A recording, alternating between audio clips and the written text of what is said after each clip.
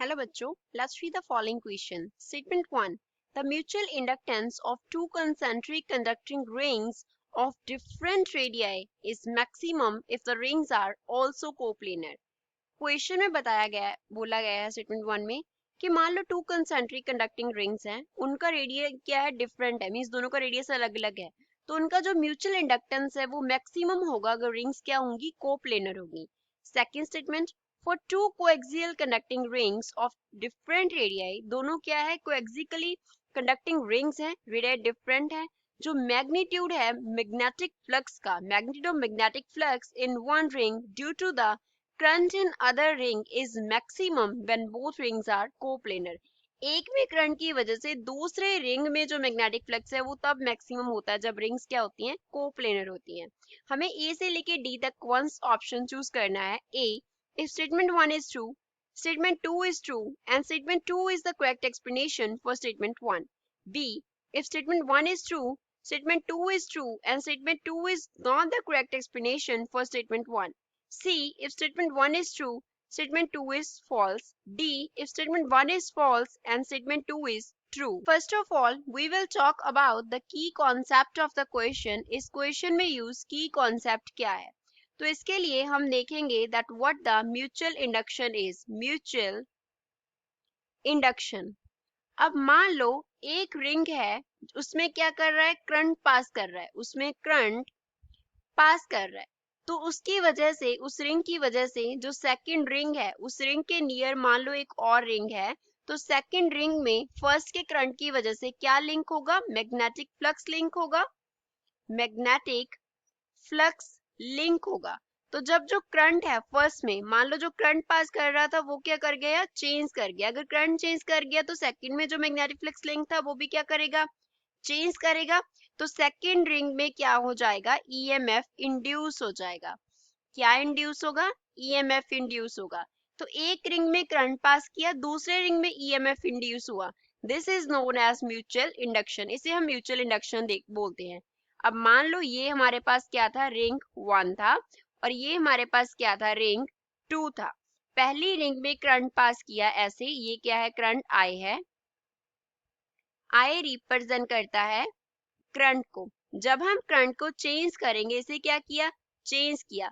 अब यहाँ से करंट पास कर रहा है तो सेकंड रिंग के सराउंडिंग में यहाँ पे क्या होगा, फ्लक्स होगा, जो फ्लक्स इसके साथ लिंक होगा, इसके साथ, सेकंड रिंग के साथ. फाई रिप्रेजेंट करता है फ्लक्स को. तो जब आई चेंज करेंगे तो फ्लक्स क्या होगा, फाई क्या होगा, चेंज होगा. फाई चेंज हुआ तो कॉरेस्पॉन्डिंगली सेकंड रिंग में क्या हो जाएगा, इंड्यूस हो जाएगा ईएमएफ. तो ये जो ईएमएफ सेकंड में इंड्यूस हुआ, क्योंकि करंट तो हमने फर्स्ट में चेंज किया था, लेकिन ईएमएफ सेकंड रिंग में इंड्यूस हो रहा है. This thing is known as mutual induction. इसे हम म्यूचुअल इंडक्शन बोलते हैं. अब रिंग्स ड्रॉ करते हैं. मान लो ये हमारे पास एक सेंटर है और इसके अराउंड ये क्या है, फर्स्ट रिंग है और सेकंड रिंग का रेडियस क्या है, डिफरेंट है. तो सेकंड रिंग का जो रेडियस है उसे हम बड़ा रेडियस कंसिडर कर लेते हैं. तो सेकंड रिंग जो है वो क्या है, फर्स्ट रिंग के अराउंड है ऐसे. सेंटर दोनों का सेम है. फर्स्ट रिंग का जो रेडियस है वो क्या है, R1 है. सेकंड रिंग का जो रेडियस है उसे हम क्या कंसिडर कर लेते हैं, R2 कंसिडर कर लेते हैं.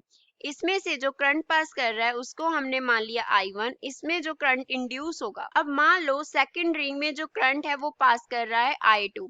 अब सेकंड रिंग में जो I2 पास कर रहा है, I2 क्या कर रहा है, पास कर रहा है, तो वो जितनी भी मैग्नेटिक फील्ड लाइंस प्रोड्यूस करेगा, मैग्नेटिक फील्ड लाइंस क्या करेगा, I2 प्रोड्यूस करेगा, वो सब क्या होंगी, फर्स्ट रिंग के साथ, जो रिंग R1 जिसका हमने रेडियस लिया, रिंग जिसका रेडियस है R1, उसके साथ वो क्या होंगी, लिंक होंगी. क्योंकि I2 ने जब क्या करना है, प्रोड्यूस करना है मैग्नेटिक फील्ड लाइंस को, तो वो मैग्नेटिक फील्ड लाइंस कैसे होंगी, ऐसे होंगी. मींस हर एक जगह पे मैग्नेटिक फील्ड जो लाइंस हैं वो क्या करेंगी, इसमें से भी पास करेंगी, क्योंकि ऐसे कंसेंट्रिक लाइंस बनती हैं I2 के अराउंड. तो वो मैग्नेटिक फील्ड क्या करेंगी, इस वाली रिंग के साथ लिंक होंगी.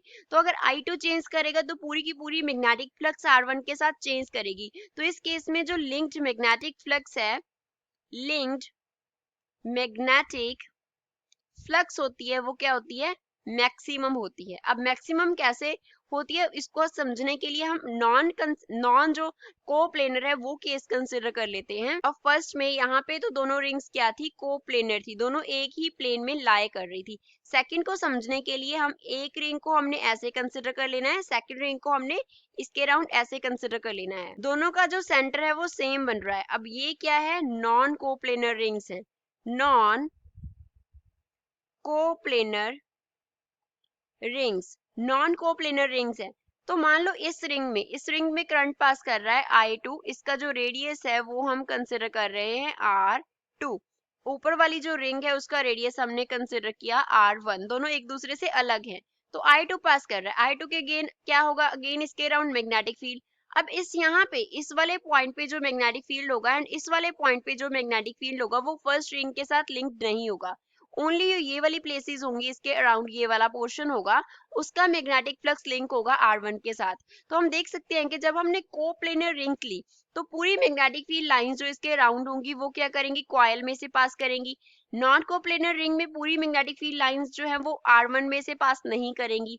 तो किस केस में maximum number of magnetic field lines हैं जो दूसरी रिंग में से पास करती हैं, जब रिंग्स क्या होती है, कोप्लेनर होती हैं। तो रिंग्स कोप्लेनर होती हैं तो उस केस में मैक्सिमम फ्लक्स जो है वो लिंक होता है। दैट मीन्स क्या होता है, मैक्सिमम वैल्यू होता है म्यूचुअल इंडक्शन का, maximum value of mutual induction. अब जो हमें स्टेटमेंट्स दी गई है हम उन्हें देखते हैं। स्टेटमेंट 1 में बोला था mutual induction of two concentric rings of different radii is maximum if the rings are coplanar, we have proved it. तो फर्स्ट करेक्ट है।